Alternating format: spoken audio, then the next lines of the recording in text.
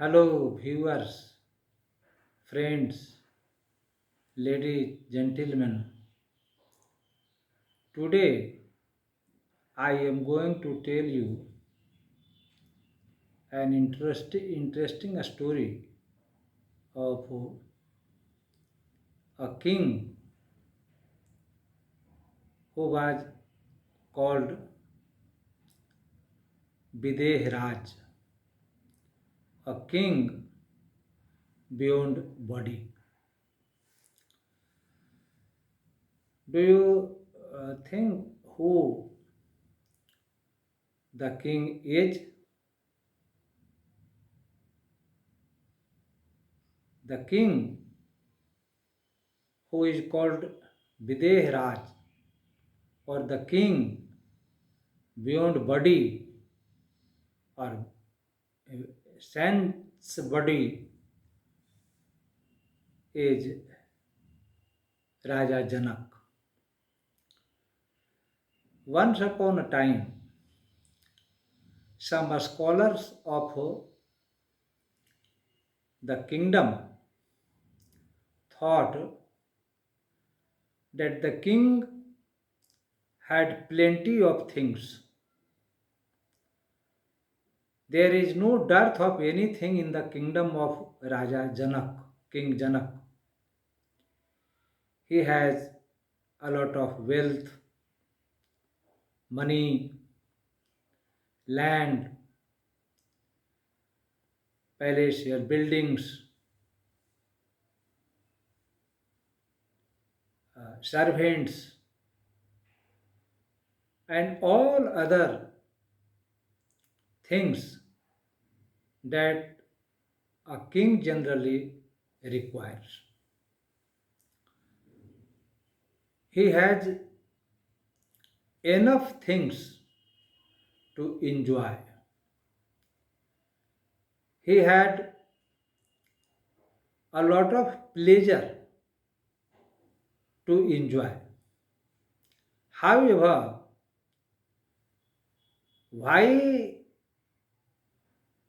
was Janak called Videh Raj? Why King Janak was called king without body, king sense body, king beyond body? Some people mustered courage to ask the king this question. But nobody was ready to go to the king to ask the question why the king was called Videh Raj, why the king was called king beyond body. However, there were two scholars in the kingdom. They were known for their knowledge, learning, wisdom. They were well known in the kingdom for their depth of knowledge and erudity. So, these two men made up their mind to go to the king and ask this question one day. These two wise men went to King Janak. They asked the king, O king, we have come to you to ask you a question. May you allow us to ask you a question? First of all, the king was surprised to listen to this question from the subjects, from the people of the kingdom. However, the king allowed them to ask the question. One of them, one of the two wise men, asked King Janak, O Janak, Raja, O king, you have plenty of things around you. You have beautiful wife, you have many beautiful ladies here. You have many things to release, to enjoy. There is no dearth of anything in your kingdom. However, why are you called Videh Raj, king beyond body?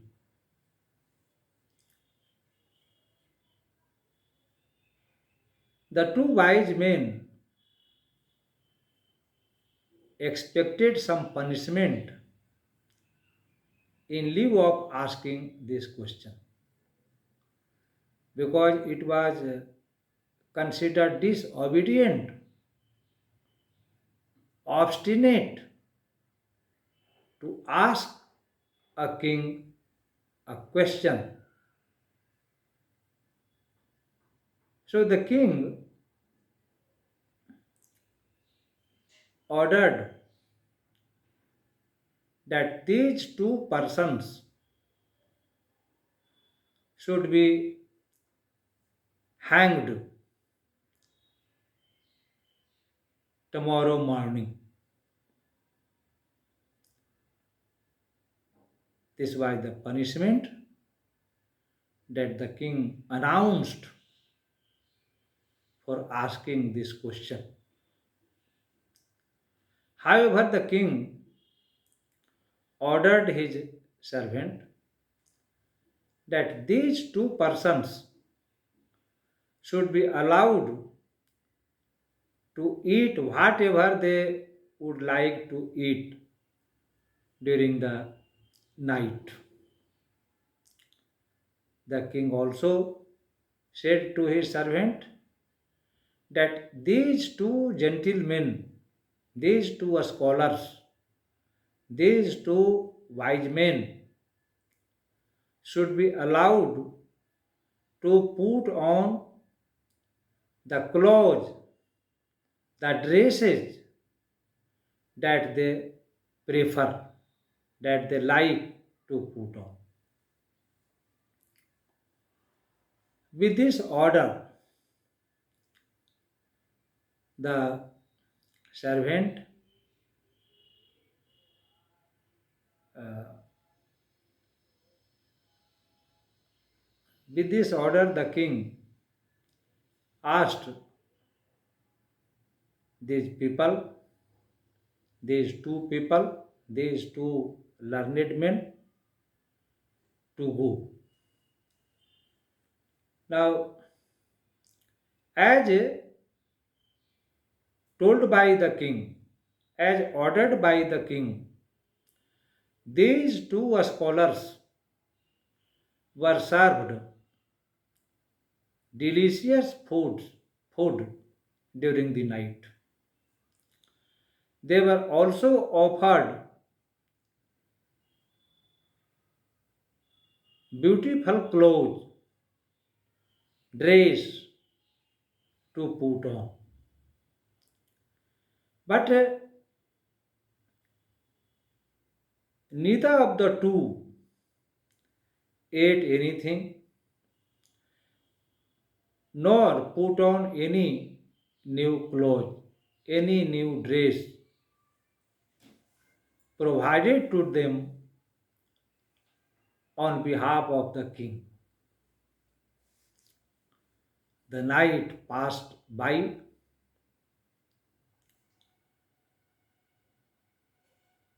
These two wise men were brought before the king in the next morning. They appeared in the court of the king next morning. The king asked them, "O wise men, tell me, what did you eat at night, and what clothes did you wear?" These two wise men told the king that they didn't eat anything during night. They didn't wear any new clothes during night. The king asked, "Why?" Then the wise men told that they could not eat anything, they could not wear any new clothes because they were always reminded of the punishment that would be meted them out the next morning. They said to the king that they were always scared of the punishment announced by the king.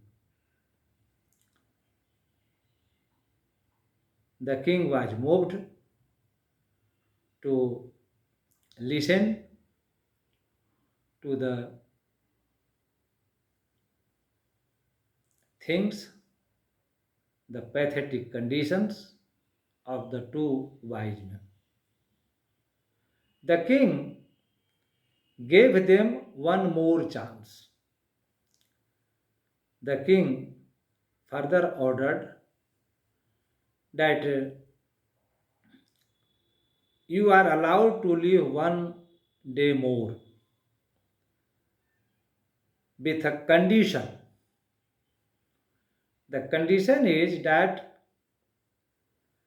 they have to take a round of the kingdom with a pot on their palms which will be filled with oil. Now they have to see that no drop of oil should fall to the ground. With this condition, they were spared punishment that day. Now these two men went from the court of the king. They were placed, or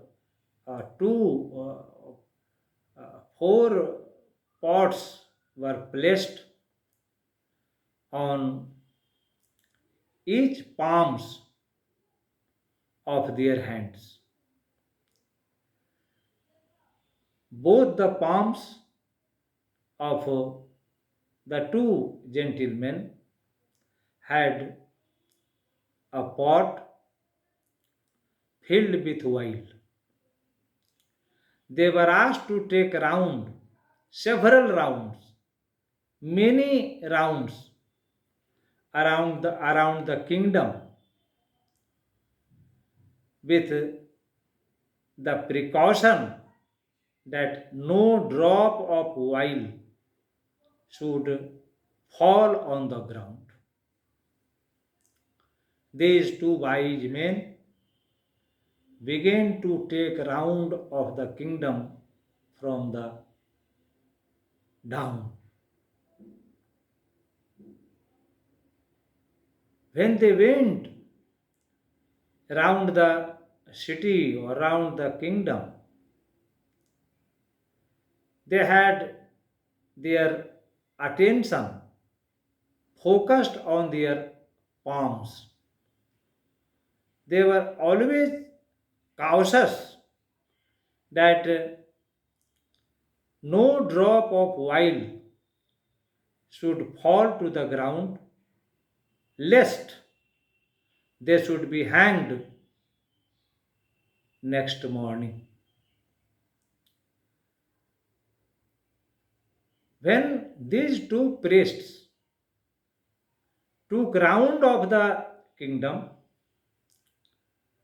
there were several markets, shops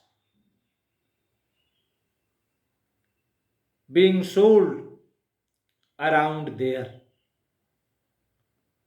There were some dancers performing dance in the at different places of the kingdom. There were many shops, hotels, and restaurants selling sumptuous foods, tasteful dishes. But these two gentlemen, these two wise men, noticed none of them. They always looked at their palms, they always looked at the oil so that no drop of oil should fall from the pot placed on their palms.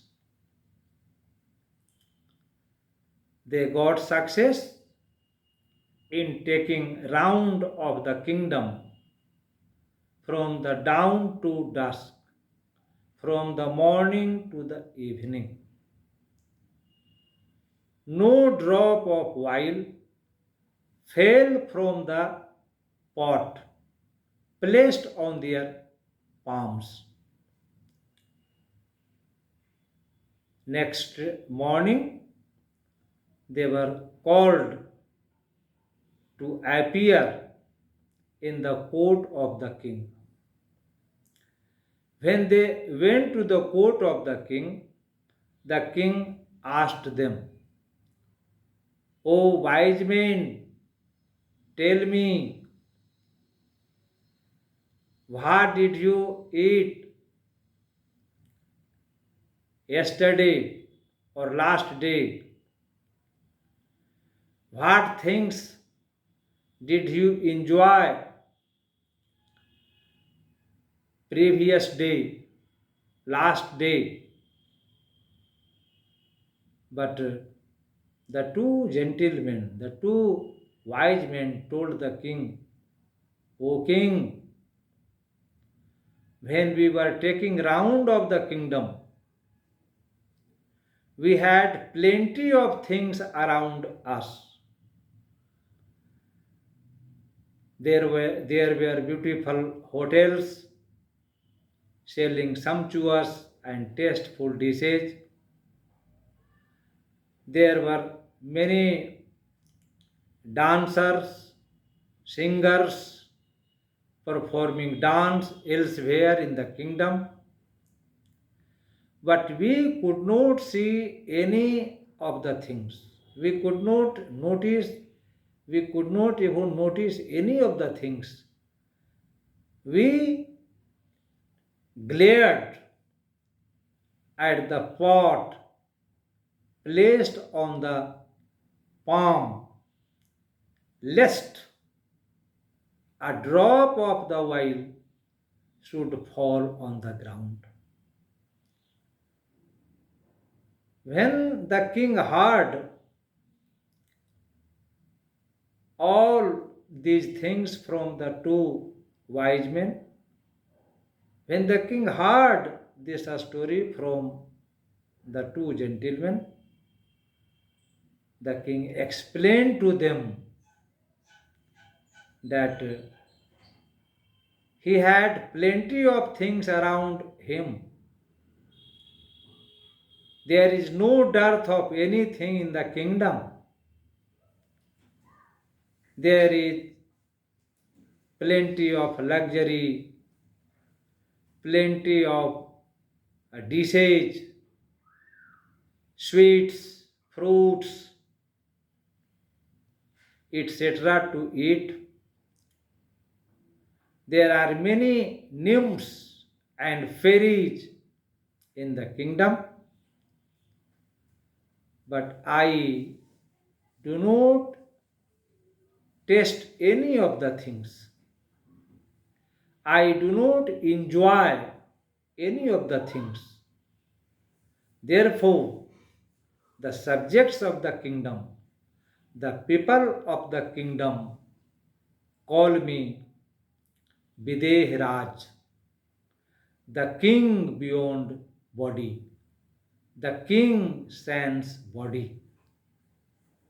The teaching of the story is that when people have a definite aim, a definite purpose, a definite goal in their life, they have focus, concentration upon their aims, objects, goals. Their attention does not go astray. Their attention does not dither. So, when one wants to achieve anything in life, when one wants to get success in anything in life, one must stay focused on the particular aim, object, goal in life. Thanks.